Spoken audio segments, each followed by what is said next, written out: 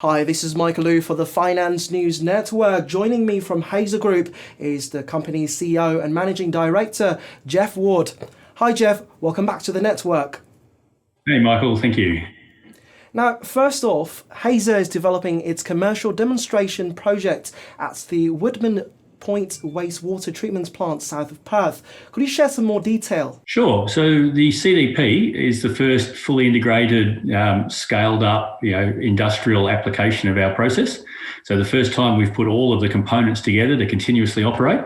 As shareholders and viewers may know, we took a final investment decision in July last year, appointed Primero Group as our EPC partner for the project.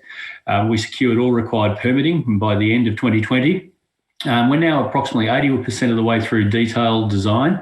So we're remaining on schedule for an end of 2021, completion of construction and commissioning at year end.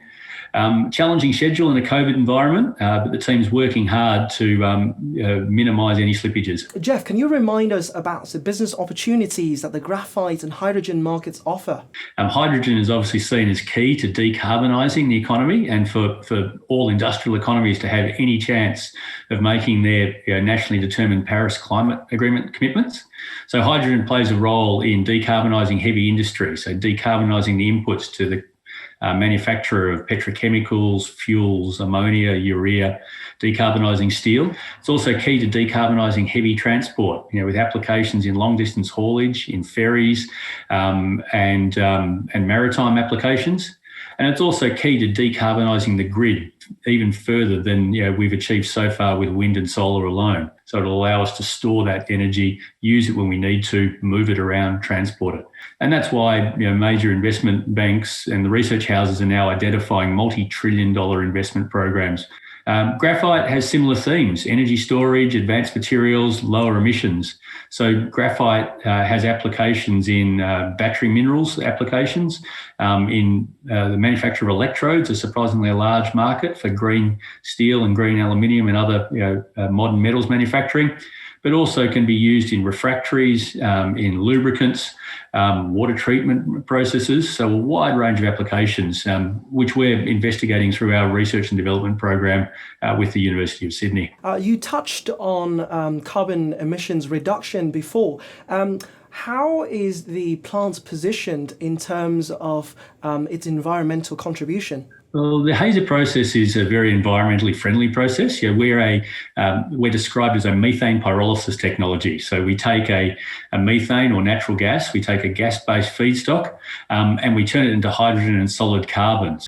And in fact, when we operate on biogas, so when we take methane that's originated in a wastewater treatment plant, like we're doing at Woodman Point, or a landfill or a large agricultural waste facility, when we use that as our feedstock, then we're actually carbon negative. So we're capturing carbon that was produced organically through animals, through humans, and we're taking that out of the system. So we can actually be a carbon negative production process for hydrogen. Can you talk us through your finances? Yeah, well, we're lucky to be well funded to get through this critical step up in building the first demonstration project.